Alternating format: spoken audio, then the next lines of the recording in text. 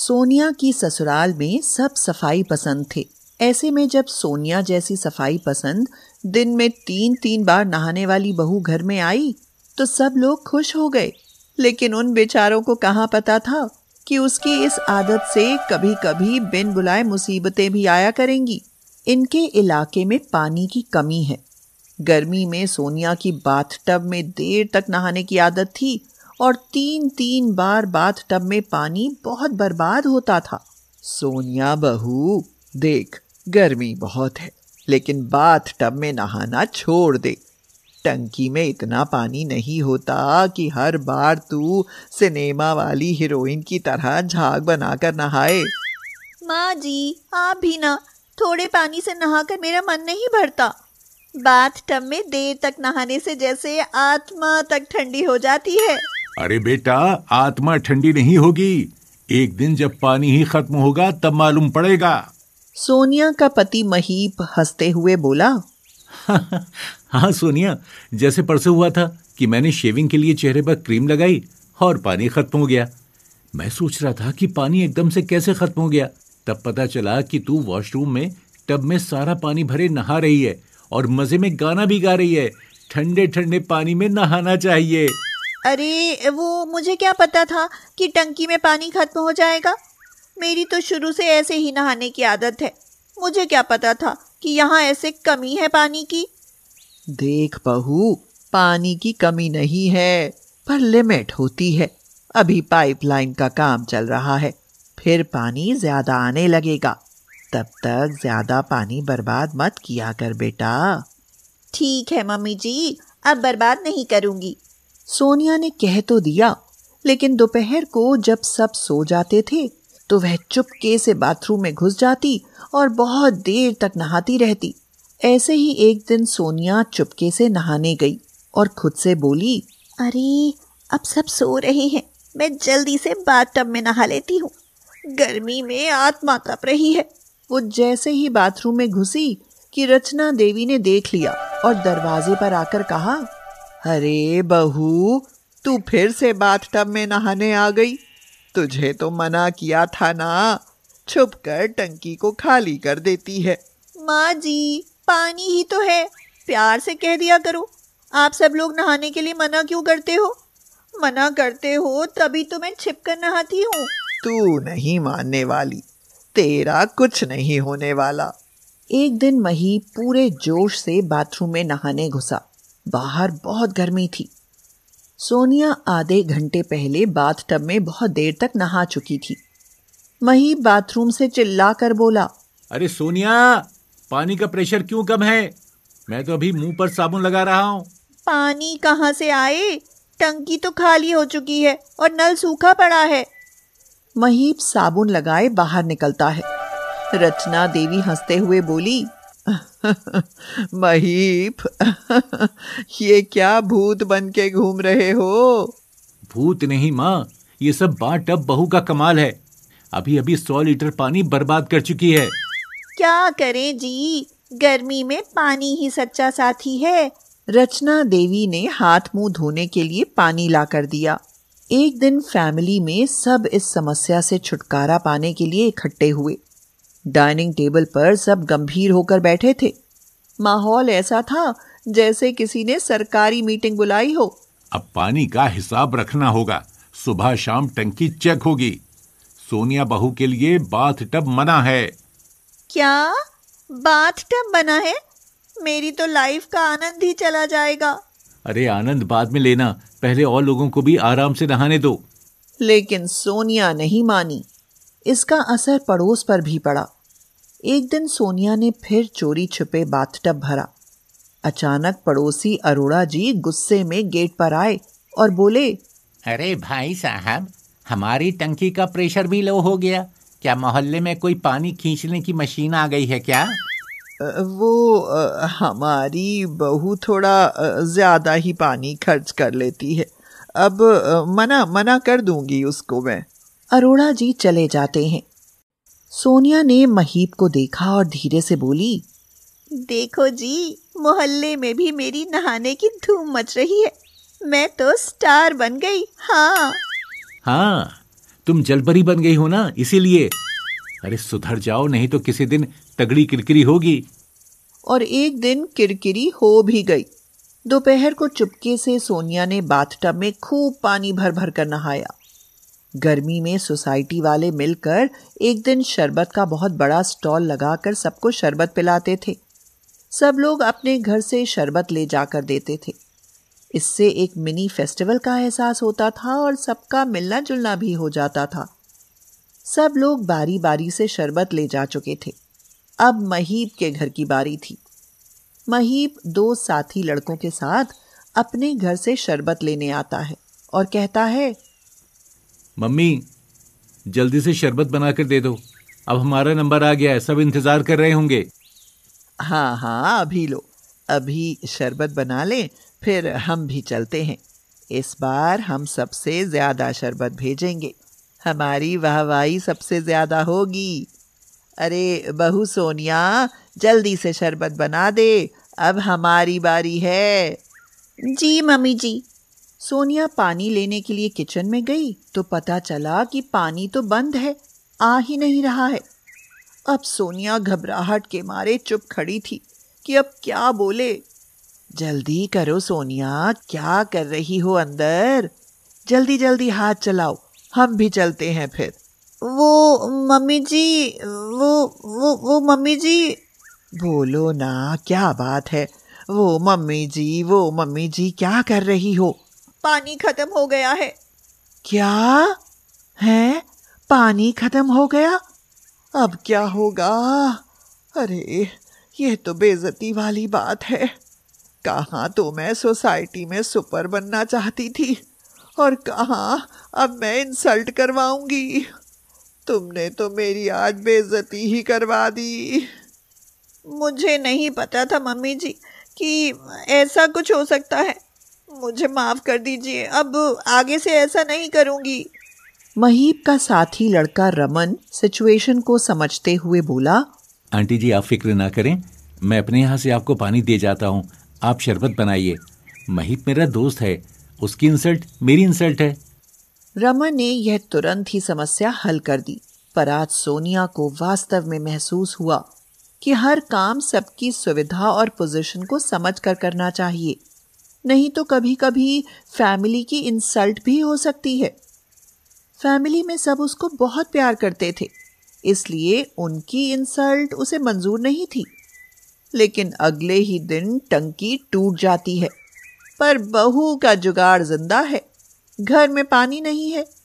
सोनिया बाल्टी उठाते हुए बोली, अगर पानी नहीं आया तो बाथटब में गुलाब जल डालकर बैठ जाऊंगी। आत्मा तो ठंडी होनी चाहिए ना। तू तो कुछ भी कर सकती है बहू, तुझसे तो मैं हार ही गई हूँ। अब सुनो सब लोग, मैंने सोनिया बहू के लिए एक अलग प्लास्टिक की टंकी लगवाई है, बाथटब स्पेशल टंकी।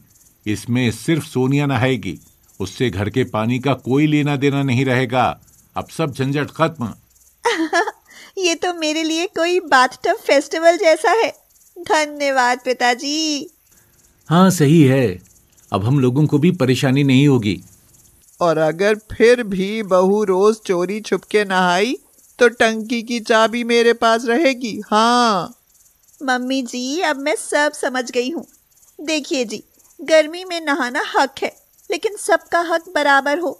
बाथटब हो या बाल्टी, प्यार, पानी और परिवार में संतुलन जरूरी है। वरना पानी के बिना कोई साबुन लगाकर भूत बन जाएगा और कोई बिना नहाए ही रह जाएगा। सब लोग हंसते हैं। एक बात बोलूं सुनीता दीदी, मेरी बेटी की खुराक कुछ भारी है। भारी क्या, टोकरी भर कर रोटियां खाती है तेरी अंजलि। नहीं, इतना भी नहीं है, बस 8-10 रोटी खा लेती है। झूठ क्यों बोलती हो माँ? मैं 8-10 नहीं, पूरी 15 रोटियां खाती हूँ। 15 ही क्यों, चाहे 20 रोटियां खा लेना बेटी। आदमी होगा तो रोटियां तो खाएगा ही ना, भूखा थोड़ी ना रहेगा। तो फिर मैं रिश्ता पक्का समझूं? मेरी तरफ से तो रिश्ता पक्का ही समझो।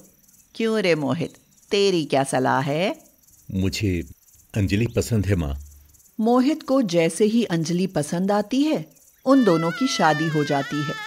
शादी के बाद जब अंजलि ससुराल आती है तो उसकी 2 छोटी ननद बीना और मीना उसके पास आकर कहती हैं, भाभी अपनी पसंद का खाना बताओ, क्या खाओगी? भाभी गाजर का हलवा, मटर पनीर और पूड़ियाँ बना दें। अरे ना ना ननद जी, ये सब नहीं चलेगा। मैं तो पूरी 15 रोटियां खाऊंगी। तुम एक काम करो, 15 रोटियां और मटर पनीर की सब्जी बना दो। 15 रोटियों की बात सुनकर बीना और मीना को कुछ ज्यादा ही आश्चर्य होता है और वे अंजलि की तरफ देखती रह जाती हैं। क्या हुआ, तुम दोनों मुझे ऐसे क्यों देखने लगी? भाभी 15 रोटियां क्या तुम खा लोगी? हाँ, मैं 15 रोटियां ही खाती हूँ। 15 से ना एक कम ना एक ज्यादा, बस 15 रोटियां। अंजलि के यह कहने पर भी बीना और मीना को पहले यकीन नहीं हो पाता कि उनकी भाभी 15 रोटियां खा पाएगी। मगर जब अंजलि 15 रोटियां खाकर डकार लेती है तो उन्हें अचंभा हुए बिना नहीं रहता। मीना, भाभी तो सचमुच 15 रोटियां चट कर गईं। हाँ बीना, इतनी रोटियां तो हम सब मिलकर भी नहीं खाते जितनी भाभी अकेले खा गईं। समय बीतता जाता है और एक दिन घर के सब लोग मोहित के एक दोस्त रमन के घर खाने पर जाते हैं। वहाँ खाने में बहुत सारी डिश बनी होती हैं, मगर रोटियां कहीं दिखाई नहीं देती तो अंजलि का माथा ठनक जाता है।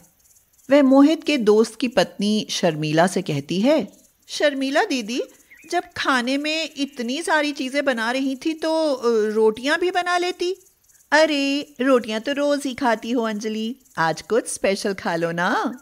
ना ना, मुझे नहीं खाना कुछ स्पेशल, मुझे तो बस रोटी ही खानी है, और वो भी 1-2 नहीं, पूरी 15 रोटियां।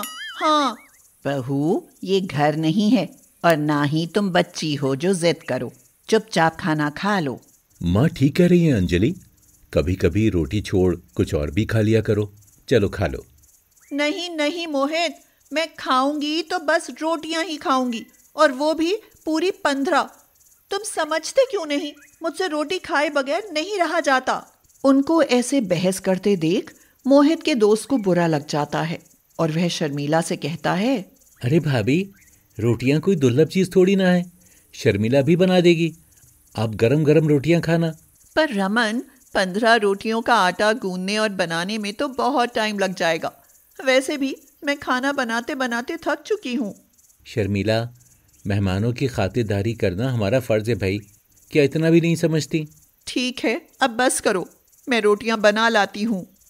अंजलि की 15 रोटियां खाने की आदत तो बुरी थी ही, पर उससे भी बुरी आदत यह थी कि हर समय रोटियां ही खाने की जिद पर अड़ जाना, या फिर 15 से एक भी रोटी कम न खाना। एक दिन सुबह सुबह मीना मोहित से कहती है, भैया घर में थोड़ा सा ही आटा बचा है, बाजार से आटा ले आओ तो रोटियां बना दूं। पर यह समय तो मेरे ऑफिस जाने का है, अब मैं आटा लेने कहाँ जाऊं? तो फिर मैं रोटी कैसे बनाऊं? घर में जो आटा बचा है उससे तो भाभी की 15 रोटियां ही मुश्किल से बन पाएंगी। अच्छा एक काम करो, तुम उसकी 15 रोटियां बना दो, मैं आज बाहर खाना खा लूंगा। वाह रे जमाने, पति भूखा ऑफिस जाएगा और पत्नी बैठकर 15 रोटियां तोड़ेगी। भाग फोड़ लिए मैंने अपने। ऐसा कुछ नहीं है माँ, सब समझ जाते हैं, एक दिन अंजलि भी समझ जाएगी। कुछ समय और बीतता जाता है। एक दिन मोहित ऑफिस से आते वक्त सबके लिए समोसे ले आता है। बीना, मीना, सुनीता और मोहित सब समोसे खाने लगते हैं, मगर अंजलि वो उन्हें बैठकर देखती रहती है। अंजलि बहू, ऐसे क्या देख रही हो? आओ तुम भी समोसे खाओ, बड़े स्वादिष्ट बने हैं। अरे नहीं नहीं माँ जी, आप ही खाइए समोसे, मैं तो रोटियां ही खाऊंगी। समोसे खा लिए तो पेट में रोटियों के लिए जगह ही नहीं बचेगी ना। भाभी, आज 1-2 रोटी कम खा लोगी तो पहाड़ ना टूट पड़ेगा। आओ खा लो ना समोसे। तुम तो जानती ही हो मीना कि मैं रोटी के बिना नहीं रह सकती, फिर टोकती ही क्यों हो? तो फिर आज अपने लिए रोटियां तुम खुद ही बना लो। जब रोटियां बनाने के लिए मेरी 2-2 नंदे हैं घर में, तो मैं रोटियां क्यों बना लूं? आप तो चुप ही रहिए। कुछ दिन बाद गांव के मंदिर के पुजारी सुनीता के पास आते हैं और कहते हैं, सुनीता जी, हम मंदिर में भंडारा कर रहे हैं, आप लोगों को इस भंडारे में सहयोग देना पड़ेगा। पंडित जी, कहिए कितना चंदा चाहिए? चंदा तो आप जो चाहे दे दो, मगर भोजन बनाने की व्यवस्था में सहयोग ज़रूर दो। देखो, धर्म का काम है, भगवान खुश हो जाएंगे। धर्म के कार्य मिलजुल कर ही पूर्ण होते हैं। आप चिंता ना करें पंडित जी, हम सहयोग ज़रूर करेंगे। भला पुण्य कमाने के मौके रोज़ रोज़ थोड़े ही मिलते हैं, किस्मत से मिलते हैं। बिल्कुल ठीक कहा आपने। सुनीता अपने परिवार को लेकर समय पर मंदिर पहुंच जाती है। पुजारी उनको देखकर बहुत खुश होते हैं और सुनीता से कहते हैं, आओ आओ। हाँ सुनीता, आप सही समय पर आई हो। आप कामकाज देखो, ये मोहित भक्तों को भोजन कराने में मदद कर देगा और बीना, मीना और अंजलि बहू रोटियां बनाने का काम कर लेंगी। ठीक है पुजारी बाबा, हम तीनों मिलकर रोटियां बनाने का काम कर लेंगी। पर बहू, आप चिंता ना करें माँ जी, मैं रोटियां बना लूंगी। यह कहकर अंजलि बीना और मीना के साथ मिलकर रोटियां बनाने लगती है। मगर वह रोटियां बनाने में लग तो जाती है, मगर परेशान हो उठती है। वह मन ही मन सोचती है, रोटी बनाना भी कितनी मेहनत का काम है। मुझे तो आज महसूस हुआ कि मेरे लिए 15 रोटियां बनाने में बीना और मीना की कितनी मेहनत लगती होगी। यह कहकर अंजलि बीना और मीना की तरफ देखने लगती है, पर बीना और मीना तो रोटियां बनाने में मस्त थीं। बीना और मीना अंजलि को असमंजस में देखकर पूछती हैं, क्या बात है भाभी, रोटी बनाने में परेशान हो गई हो क्या? भाभी, अगर आपसे रोटियां नहीं बन रही हैं तो थोड़ी देर आराम कर लो। नहीं मीना, अब आराम नहीं करना, रोटियां खानी हैं तो बनानी भी ज़रूरी है। मीना, मैं आज यह बात समझ गई हूँ कि खाना बनाने का हुनर तो हर लड़की में आना ही चाहिए। यह सुनकर बीना और मीना की खुशी का तो जैसे ठिकाना ही नहीं रहता। फिर उस दिन के बाद अंजलि सब के लिए रोटियां बनाने लगती है। साथ ही वह ज़्यादा रोटियां खाना भी बंद कर देती है और परिवार के साथ मिलकर सब तरह के खाने खाना शुरू कर देती है। उसमें यह बदलाव देखकर सुनीता का परिवार बहुत खुश होता है।